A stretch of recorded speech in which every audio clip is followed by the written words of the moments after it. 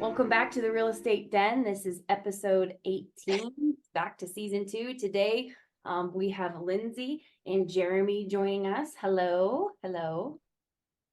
Hi there. Awesome. Well, let's just get right into this. Lindsay, will you tell us a little bit about you, what you did before you got into real estate, and kind of how you got into real estate and how long you've been doing it? And yeah. Yeah. So my name is Lindsay Sharma. I have a real estate investing company where we mainly wholesale, and I do have some buy and holds in my portfolio. I have been in the real estate investment space since 2020. I've had my own business. I started it last year around the same time, right after I had my third child. And prior to getting into real estate investing, I was actually a graphic designer for probably 10, 15 years. And I did have my own graphic design business. So this is kind of my second round as an entrepreneur, I guess my second business, if you will. So yeah. Great. Jeremy, tell us a little bit about you, where you're from, and Sure. Well, first of all, I have to say, I am a big fan of Lindsay. She is a rock star. She plays it down, but she is crushing it right now. And for all you moms listening to this that are wanting to be entrepreneurs or real estate investors, you guys gotta follow Lindsay. She's the real deal, doing amazing things while juggling 3 kids at home. Very, very impressive. She won't talk about any of that stuff. So I'm giving her props where it's deserved today because I know how good she is. So with that being said, I'm Jeremy. I'm from New Hampshire. My wife and I, we run a real estate company here in New Hampshire and Massachusetts, as well as our coastal Florida brand. And we run a coaching business, which is this side of me here. My wife and I, we started our business back in 2017. We weren't married then, we were just friends. But basically what happened to me was I ended up hitting about 40 years old. And I was like, oh my God, what does the rest of my life look like? I got completely wiped out in the recession of 2009 and hit rock bottom, had to build myself up. And I was getting really, really scared about my future as I was approaching my 40s. So I took a bold move as a single divorced dad of 2 kids, old condo, because it was the only money that I really had.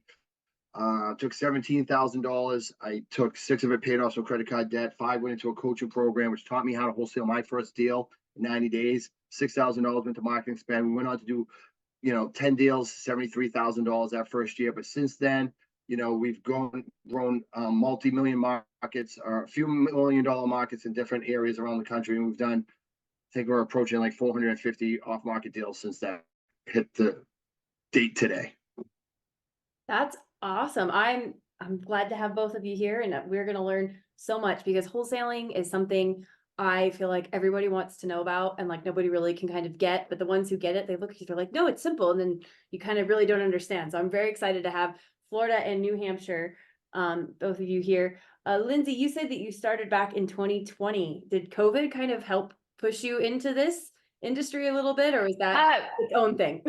Yeah, not exactly. And first of all, I kind of forgot to say where I'm from. Right now, I live in Florida, but I invest in Central Arkansas. I lived in Little Rock for 10 years before moving to Florida. But I was kind of going on the journey of financial literacy, I guess. I was reading a lot of books about personal finance, building wealth, generating passive income, things of that nature. And I kept coming across real estate. I was working on learning about real estate, listening to podcasts, reading books. And I did that for a couple of years. I just didn't really know how to get started. I was scared. I didn't have any money. I was single. I was broke. And I was like, well, what do I do to get started? So I thought, well, hey, why don't since I need to make money anyways to pay my bills, why don't I get a job working for someone who's already doing this? And I was perusing Indeed, and I just so happened to find an investor in my area that was hiring. He was hiring an executive assistant, which is something I have no experience doing, but I somehow sold myself to him and got hired. And I worked for him for 3 years, and he was a very generous mentor to me. I learned so much about the business, and I actually bought my first investment property while working with him. He helped me through the whole process. That's awesome. Wow, what a testament to finding a good mentor. And jumping in with not something you had no experience. I think a lot of people get nervous about jumping in when they're like, oh, I've never done this before, but like it really doesn't matter if it's something you need to, you know, if it's there for your goal, just show up, because you'll get the job and have an awesome 3 years and get your first investment property. So did COVID change anything for you then? Or was, like I said, that's just a coincidence that you started and lots of things happened in 2020. So Yeah, so it's I started in January of 2020, so it was before COVID. And so I had been on the job for a couple of months. And then, of course, we know COVID happened and we had the shutdowns. And really, the guy I was working for in his business, he basically just pivoted to a virtual model where they were still doing deals, but everything was over the phone. They would still go to properties when needed, but they really kind of gave sellers the option, like, hey, we understand if you don't want us in your home. And I think at that time real estate was not, I think it was allowed in Arkansas. There weren't any like mandatory shutdowns on real estate activities as far as I know. But we pretty much went to a virtual model. Everyone was working from home at that time. So that showed me that in real estate, in anything, in business in general, you really have to be agile, creative, and able to change and pivot when things are when it's necessary. absolutely. That's absolutely right. Awesome. Jeremy, so you started out in 2017 and you were like, all right, this is I'm cashing out and then this is it. What kind of led you into like wholesaling? Like what brought you into that? Yeah, I burned the boats to go all in for sure. So prior to the recession, I was learning about real estate as during that part of my life. I was in my early 30s. I was already feeling the entrepreneurial bug and read Rich Dad Poor Dad in my early 30s. And that obviously, is the book that we all get started in, most of us anyway. So I started learning about that. And back then they even have podcasts. I had to go to the library to get audio books while I drove around all day, the CDs, right? So I used to listen to those and I started really learning that. I started learning from people like Peter Conti. He actually even took a Donald Trump University course, a weekend seminar to learn about like all these different things. I was just blown away by it. Started going to the local RIAs. And then I started to try to get into real estate investing and what wholesaling is, but it wasn't what the right way to do it. It was just, I wasn't getting any good guidance. And then, 2009 hit me hard. And I basically was in a position where it wasn't just a housing crisis then, some of you guys may remember, but it was also an employment crisis. And I don't have a high school degree. I never graduated high school, just got a GED, never went to college.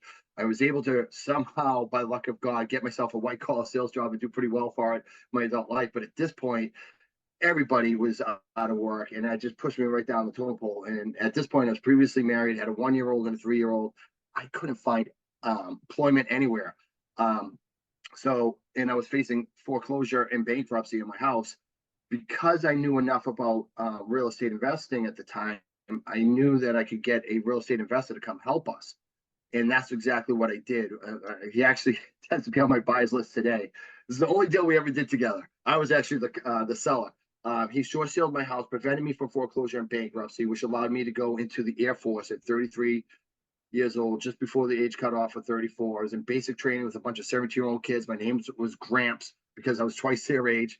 But I had to do something. I went from making like $120,000 a year 2 years earlier to making $32,000 a year, and I had to leave my family for 6 months to do it. It was just insane. But I couldn't afford to go to college. I didn't know what to do. So that saved me. I went into the military, worked on building myself up because I was a mess emotionally and really depressed and really low point in my life. Came out of that, and then as I started approaching, I found my way back to success, where I was making good 6 figures a year sales.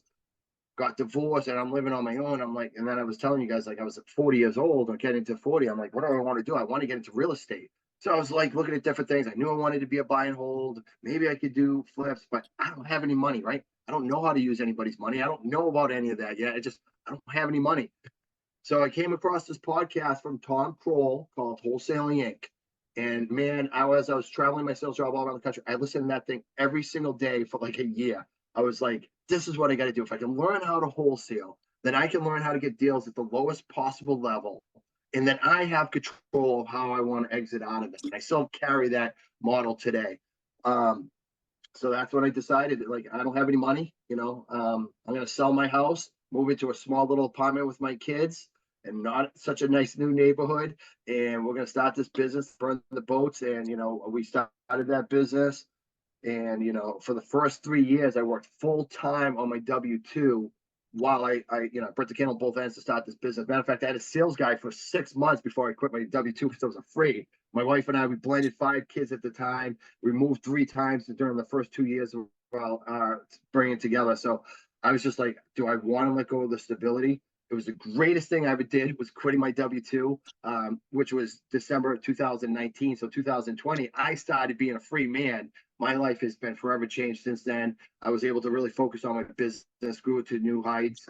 And, I'm really passionate now. We call it REI Freedom because, we love giving people, teaching people freedom through real estate investing because that's what it's all about. No more, golden handcuffs 9 to 5. And that stuff, like, it just, I don't like it at all.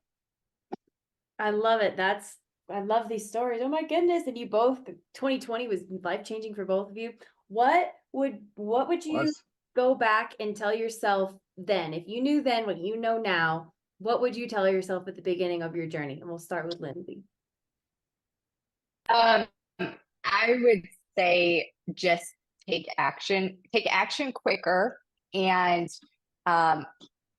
invest in a mentor or coach quicker. And full disclosure, it's so funny that Jeremy and I are on this call together because we didn't know it at all. It's pure coincidence, but Jeremy coaches me on my business, and it's been so helpful. And so I think that's important. And then also, focus on profit first when building your business. One mistake I made was just trying to scale too quickly, and my numbers weren't really pretty. And so I had to slow down a little, cut back my marketing spend, really, I had to cut back my team, invest in training my people more, getting the right people in the right seats, all of that stuff. So that was a really important learning lesson for me. How do you, just to add on to that, how do you pick the right people? How do you find, like, what does that look like? Yeah. So, I can tell you kind of the wrong way to do it and a more strategic way. So, the first couple of people I hired, one of them sort of came to me first. She was trying to get into wholesaling in one of the markets I was in. She was very motivated, very hungry, which made her a good addition to my team. But personality wise, she just didn't have kind of the aggressive characteristics that it takes to be successful in the role that I had her in. She was in the acquisitions role. So she was talking to sellers, trying to get properties under contract. Another one, the second one that I found that didn't work out, same kind of deal. I actually found her in a Facebook group for women and mothers. And she had a lot of real estate and property management experience, but again, she was kind of lacking that aggressive salesperson personality. And she worked really hard for me, and she did a lot, but we were just kind of missing that component. And then she also wasn't really treating the position as like a full-time position. She wasn't putting all the effort in. And then when I started working with Jeremy recommended a company to me that actually specializes in hiring processes for real estate investors. The company is called Team Architects, and they actually designed this very sophisticated, like an assessment, a personality assessment that you can give to candidates. And it really speeds up the hiring process and helps you get qualified people that have the personality qualities that you need in this type of role. And I actually followed that process, and now I have a really awesome salesperson. So Great. Love it. God, I'm so excited. God. Jeremy, what would you go back and tell yourself then if you knew then what you know now? Yeah. So, everything Lindsay said is 100% accurate as well. I mean, I could definitely reiterate those same things.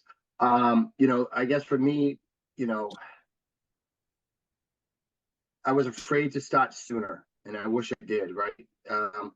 I think fear prevents us from taking action sooner. In real estate, man, the only best time to start was yesterday, right? Or the second best time to start is now. A lot of people are afraid to get started, and I understand why, but I wish I started sooner. But everything happens for a reason.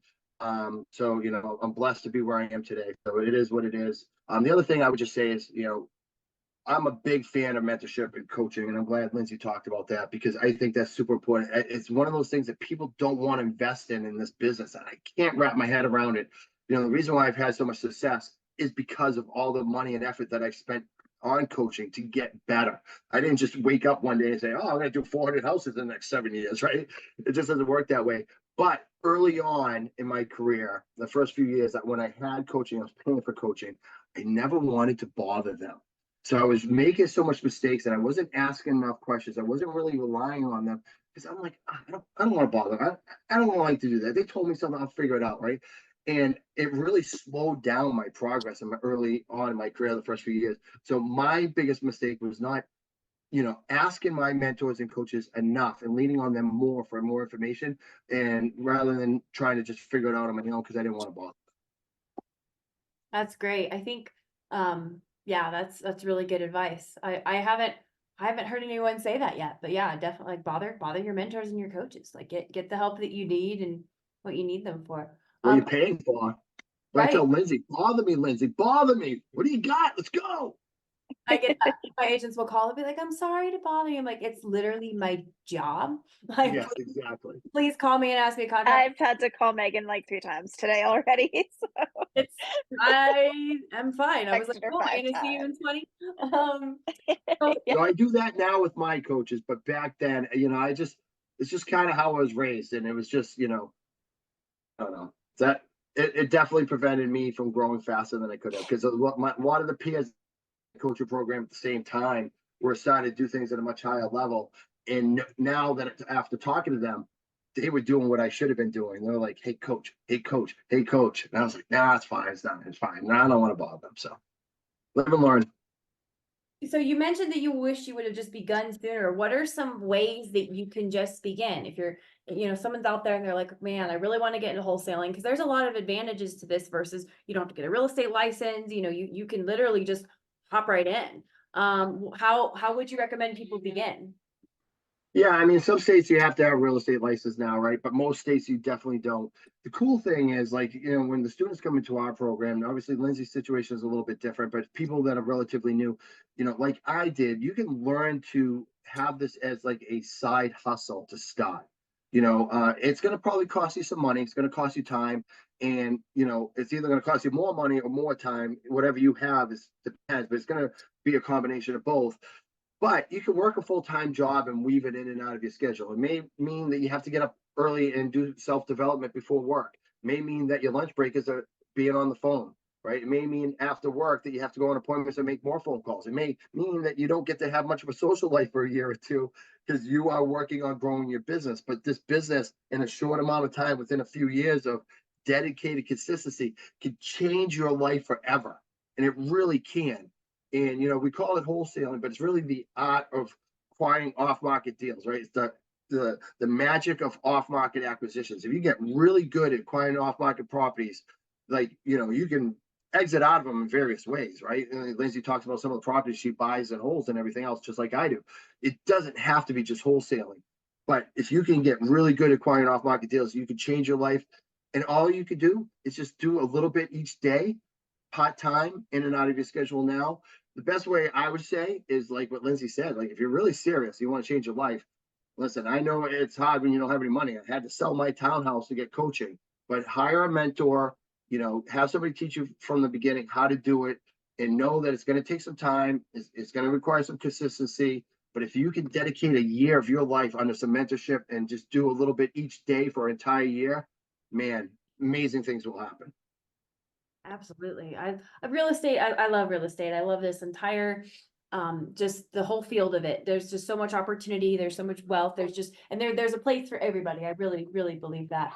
I Um, agree. Lindsay, what would you recommend for somebody who just needs to just get going? How can they start? Yeah, I think a lot of Jeremy's advice is is great and very applicable. I would say start surrounding yourself with people who are already doing it. Every major market has a group called the Real Estate Investors Association. I would recommend going. You can usually go to some meetings for free. They usually have virtual and in-person meetings. At those meetings, you're going to find active investors, private lenders, and kind of people who are just looking into it. So I would say that there's Facebook groups you can join as well for investors. Just start talking to, forming relationships with people who are already doing it, and getting yourself familiar with the industry and what goes on. Lindsay, how many kids do you have, Lindsay? I have 3, What are the ages? 4 and under. All right, so you have 3 kids, 4 and under. I don't know about you, that's a full-time job. And yet you're doing deals every single month in a different state, by the way, because you live in Florida, you're doing Arkansas. Lindsay, when's the last time you've been in a house? Oh, Yeah, it's been a couple of years. Yeah, my couple team. I have a years. team. I Right. have a team in Little Rock, and they go to the houses for me, and I pretty much just look at pictures.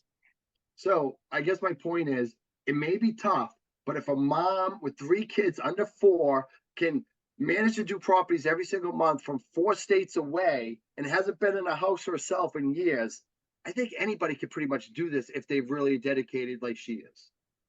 That's super incredible. I only have 2 children, and Right.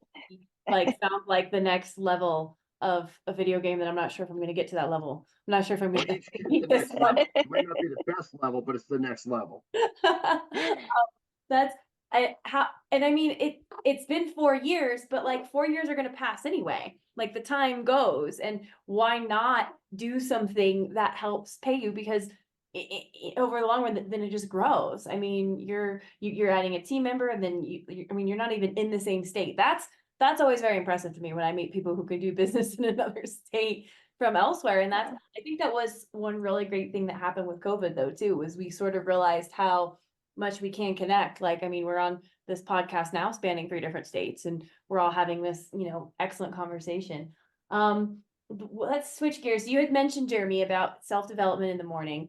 Do you have any specific morning routines, rituals that you do that you would recommend doing or not doing? So after a really tough end of 2018, this was my 2nd year in the business. This was a year that um, my wife and I were, moved in together. We were boyfriend and girlfriend at that time, moved in together, blending our kids. We just got a house, and it was December, and we were like literally living month to month on our wholesaling business. I was still working full time, but our wholesaling business was like this, right? And we're truly wholesaling at that point. And we came across this family in December that basically needed some money. They were facing foreclosure. We weren't working with a really good title company at that time. We got this house under contract, found one buyer, and they needed help to relocate and get presents for their kids for Christmas. And like this sob story, right? We had literally like $8,000 in our bank account for this business. I gave them $5,000, knowing that we had it assigned to a buyer.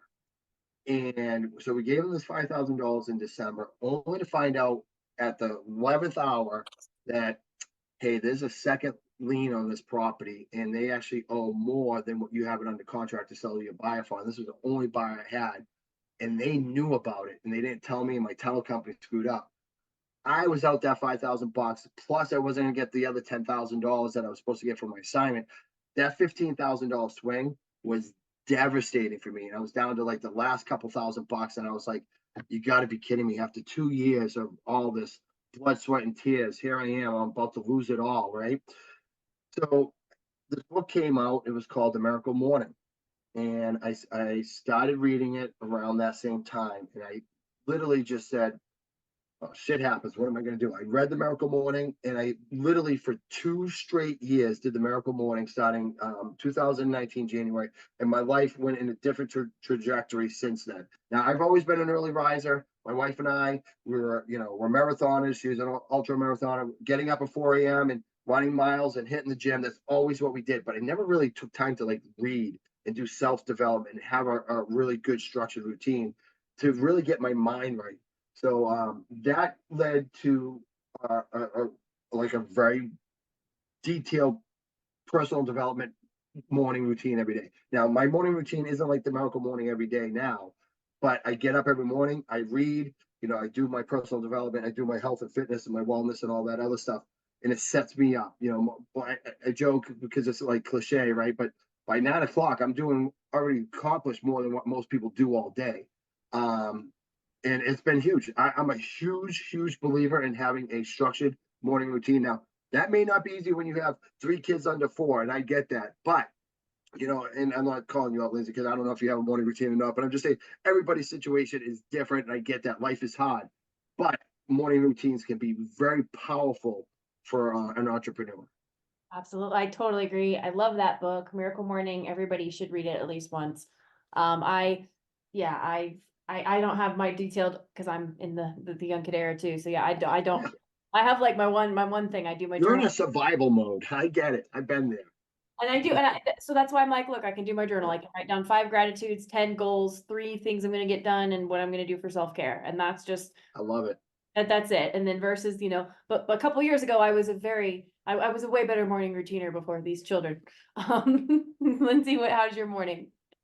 Yeah. So actually, despite having, 3 under the age of 4, I do have a morning routine. So my husband works full time and he is in charge of the kids in the morning, getting them ready for school. I'm in charge of the evening routine. Both my husband and I go to the gym 5 days a week. We have daycare, but in the morning, what I do is I wake up. My husband and I eat breakfast together before the kids wake up, usually like 6:30 in the morning, because we don't get a chance to eat dinner together. And so we kind of take that time for ourselves. And then during that time, when I'm making my coffee, my breakfast, I'm usually listening to like a hypnosis or some type of mindset meditation. I think mindset is super important. And no matter how you grew up, where you came from, everyone has some kind of limiting beliefs, subconscious beliefs, things that are holding them back. So that's something I really work actively on. And then after the kids are ready and they're off to school, then I take my dog for a walk. And usually during that time, I either walk in silence and kind of meditate or pray. Or sometimes I'll listen to podcasts, just kind of depends on the day and how I'm feeling. I also try to read maybe 5 or 10 books, or I'm sorry, 5 or 10 pages from a book. I was like, you are a machine. No. That's why she's so successful. That's what it takes. I usually read either a spiritual book or like a business book, whatever I'm kind of feeling. I also journal. I have a therapist and I'm doing a lot of inner work right now on kind of healing some childhood wounds and things like that. And so that work can be pretty depressing and difficult, but I think it's very important because a lot of us have subconscious things going on that we're not very aware of, that can really hold us back. So, and that stops you more than you think it does. And that is so important. And it's never talked about. I'm so glad you brought that up because it is, you've got to work on those sort of things, those limiting beliefs. I mean, I was at the pool the other day and I was talking to this gal because in this area, I would love to have another agent. We're getting really busy. I'd love to have another agent other than just my husband, because my husband's got to run out and then, and she's like, well, I just wouldn't want to sell land. I'm like, I don't know. I didn't invent selling land, but I think I think that's a great thing for you guys to be like, it's a job, like in a skill, you can sort of learn. And I was just like, man, like, what is I don't want to sell land because I still have them and you don't really quite uncover them, but consciously working on those limiting beliefs, those childhood wounds, I think is so connected to how you grow in business. And it sounds crazy to me when I say it out loud, but when I've overcome some big things in my personal life that I know are maybe, just something that I needed to like get done on that personal development level, my business picks up. I get that random weirdly. Like that's how the universe speaks, is like money is energy, and you see that energy coming as you sort of break down those things. And that's huge. Where do you find your where are you searching for what you're listening to? Are you listening to podcasts? Do you have like a Headspace app? I use Spotify. I'm a Spotify premium member, and you can there's tons of podcasts, and then you can get some free audiobooks through that membership. I also do Audible, Audible membership. Okay. So yeah, and especially as a mom, like I don't have a ton of time to sit down and read a book, but I'm constantly listening to audiobooks or podcasts when I'm doing laundry, preparing kids food, kind of those mundane household activities or driving in my car. I try to get the learning in when I can. What a great way to do that. Yeah, like because I'm just thinking of all the mundane things I do in just the silence, like and Yeah. then add just to add that more of a edge to yourself, to your business, your personal development. Jeremy, where do you have any? Where do you pull your podcast from? What do you choose to listen to? So, for me, I'm more of a big reader these days. I don't listen to as many podcasts and audiobooks, but I did all those things mundane. I used to mow my lawn, listen to audiobooks, and drove around for years listening to audiobooks. And I think it's great. Fit it in when you can. And as you were saying, Megan, sometimes silence is just great too, especially at my age. I love silence, no noise. But that's what it takes, right? The reason why, again, Lindsay's so successful is because she's doing what it takes to make the self-development work. And you talk about like limited beliefs and working on our trauma from our youth. Like all those little things matter, right? The reason why you get better in this business is because you're tweaking a little thing here, tweaking a little thing here. It's like nothing, no magic sauce, no big thing, but it's consistently working on little things, including yourself over time, that has the compound effect. I don't think any of us are getting up and watching Fox News or CNN first thing in the morning, getting all heated up about all the drama and negativity on news, because that is going to impact how your day goes and how you live your life, right? So we block all that stuff out, and we're going to be a place of abundance and self growth, and we want to help people, we want to help our family and spread love and kindness and freaking make a ton of money doing it. Mhm. I love that. And yeah, especially man, if someone would come to my house and turn the news on in the morning, I would have to beat them to hell. Like, I don't know. I Yeah, would I haven't watched the be news in like, get so out many of years, I here. wouldn't even know where to start. I would, I know. I'd be, no, yeah, it's, Every time my mother-in-law watches my kids and I go back to turn on the TV, Fox News is on. And I'm like, why? How can you do like stop. she'll watch it like all the time, nonstop. And they're like, Yeah, oh yeah, mommy too was watching that. I'm like, it's drama. I get sucked so in. depressing. My wife and I, we used to go to Planet Fitness for the mornings to do a lot of our morning routine. If you're on the treadmills, they have all these TVs in front of you. I mean, you don't even have to listen to it, but all the captions are on. After like a month or two of just looking and getting sucked in, I could feel the energy. We actually quit our gym membership, went somewhere else. We didn't want to look at the TVs anymore. We're like, we'll find a different way to exercise. That's how powerful it was for us. Like, it just, the negativity is insane. It's powerful for Terrible. everybody, and it's good to call it out like that. Like not to anybody, I don't obviously mean any offense with this, but like I don't drink and I haven't for 4 years. And alcohol is like one of those things that's been so normalized to me that I'm like, oh my God, like, like there's just so many, and it's not just the alcohol, right? Like it's what are you putting in your brain? Are you getting that toxic news? Are you listening to the toxic friend? Are you watching, like we're using news as an example, but like there's also like television programs. Like no one made $1 million watching Springer, I don't think. Like other than Springer, Maybe Jerry Springer did. Right? I mean, it's kind of what are you putting in? It's kind of like what's going out.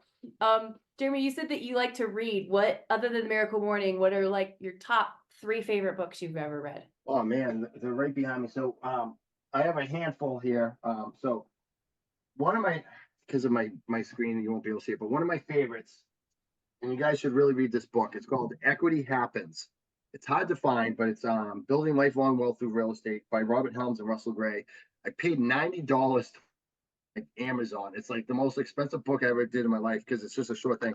But it really just talks about, these guys are like super awesome. They've been in like real estate for 50 years, and they talk about how real estate is nationally for over 50 years, how appreciation grows like 7% year after year after year after year.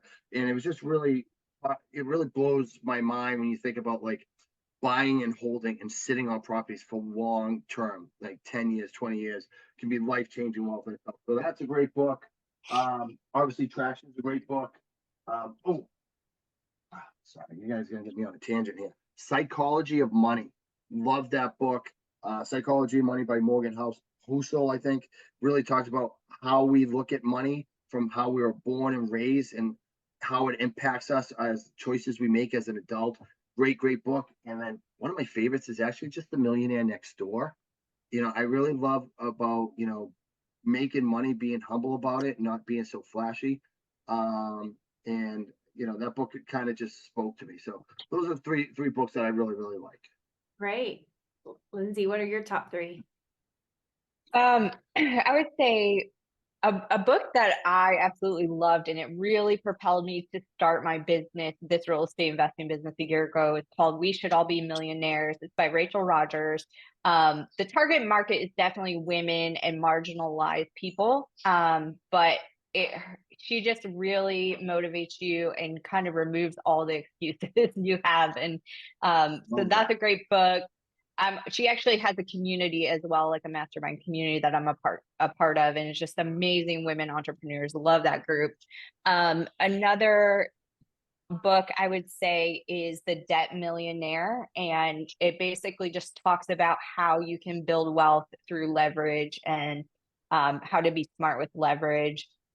Which really changed my mindset a lot, because I know a lot of people who have kind of gone down the personal finance path. They hear things from like Dave Ramsey, oh, debt is bad, and yes, maybe personal credit card debt is bad, but when you're building wealth and building a business, you have to have capital in most cases to be successful. So that one was a big mindset change for me. Another great book is Your Money or Your Life. That's great for anyone who maybe is thinking about being an entrepreneur, or anyone in general. It kind of takes a look, it allows you to look at that time value trade for money, and kind of helps you make financial decisions. So that's a great book. I love it. We're all talking like the same type of books, right? The books that teach us how to be growing as entrepreneurs and wealth. Great recommendations, Lindsay. I wrote everything down you wrote. I want to just say real quick, 2 books though. If you really want to get good at off-market acquisitions and the sales skills that you need to get really good, one is Never Split the Difference by Chris Voss. If you haven't read that book, it's mandatory in our business, and like multiple times. Great book. And the other one is Flip the Script. And actually, Lindsay, you should read this and have your acquisition guy read this. Flip the Script by Oren Klaff, Oren Klaff, Klaff. Tremendous books when it comes to working directly with sellers and when it comes to the acquisition side, sales side of this business. Great, thank you for those. I love the only one that you've mentioned between the two of you has been the Chris Voss book. I've read that one. That one was A great one. very good. I'm probably due for a reread for that one as well. I read it twice a year. Wow, how many books do you think you read a year? I'm a slow reader. I told you I didn't graduate high school, right? Not reading 5 to 7 in the morning like Lindsay. Just yeah, I probably go through 1 or 2 books a month. I just love reading. I don't really keep track. I just on to the next. Some books I just reread because they really hit me and they're really educational. And that's one of those books. The Go Giver is like a book that I always read every year. And then like Traction I read every year. There's a few books that I read every year because I really want to make sure that I get the information. Your Next 5 Moves by Patrick Bet Davis. That's another book that I read every year. I've read that one last year as well. And Yeah, that's a good we one. have your audiobooks too, Lindsay, but how many things do you think you're reading a year, a month?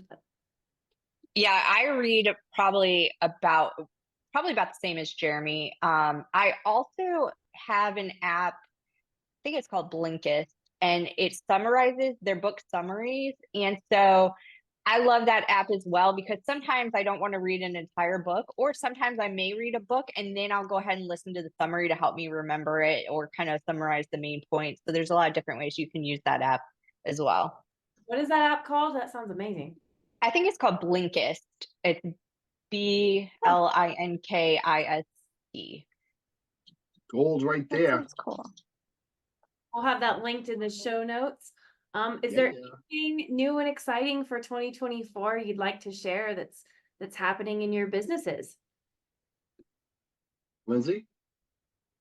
I don't know if I have anything new and exciting. I'm actually in the process of researching and thinking about starting a little side business in addition to my business, working on creating pitch decks for real estate investors because I have a lot of design experience. So I was talking to my fractional CFO and we kind of talked about that because sometimes in wholesaling, it can be a seasonal business and sometimes your cash flow can be a little bumpy. So I thought it might be nice to have like a second income stream where it's a little more controllable. So that's an idea I'm working on right now and I'm kind of excited about it. So That is new and exciting and cool. brilliant. So wow, we'll have to have you back and hear about how it's going. Jeremy, That's pretty awesome. exciting. I love multiple streams of income. The more the better. So 2024 right now, I mean, nothing super fancy or exciting. I mean, not fancy and exciting for part of your listeners. Exciting is I love, my team and my business and continue to grow that. I'm really passionate about our coaching program, REI Freedom, where obviously Lindsay's a student at, and being able to help people to achieve, better and bigger from the business side of things that I've been so blessed to have so much, greatness from. And, I love the business. I wake up every day. I love real estate. I love the coaching. I love making money. I love it. I love it. Love it. I work every day. I don't work every day, but it's all the same to me because it's what I'm passionate about. So all that stuff is super exciting to me. Your listeners are probably like, God, he's so boring, but I am. But that's what's fun and exciting to me. We're looking to try to buy and hold as many properties as we can this year, again, for the long-term equity gain. But it's about it. Growing our coaching business, helping more people, in our communities, help people in other communities, so people like Lindsay can help more people in her communities, and then just buy and hold as many properties as we can in the process and continue to get better at everything. I love that. That sounds like a wonderful plan. Lindsay, where can our guests find you if they're looking to connect? You can find me on Facebook, Lindsay Sharma. I spell my name Lindsay instead of EY. I also have a website, Lindsay Sharma Properties with an S.com. Jeremy, where can our listeners find you if they're looking to connect after the show? Well, first of all, if you're a woman entrepreneur and you're not following Lindsay, you are making a big mistake. You gotta follow this lady. I'm telling you guys, the real deal. Follow her. She's providing a lot of great value for women. She is like empowering beyond belief. She's awesome. For us, come and join our Facebook group, REI Freedom. In there, we do, we give some. Listen, at the end of the day, if you're interested in acquiring off-market deals and learning to do more deals, bigger deals with less cancellations, then we ask you to come join our REI Freedom Facebook group. There, we're giving away free coaching, free information every day. We got our coach Dan Toback, who does these lives every day. The guy's like a genius when it comes to off-market acquisitions and talking to sellers. So he's in there, and we also give away free stuff. We're doing like a masterclass later this month with my personal coach in there. So if you want to learn more, come in there. Guys, you're going to get so much value in there for free. It's insane. Excellent. All right. Thank you for joining us today, and we'll see you next time.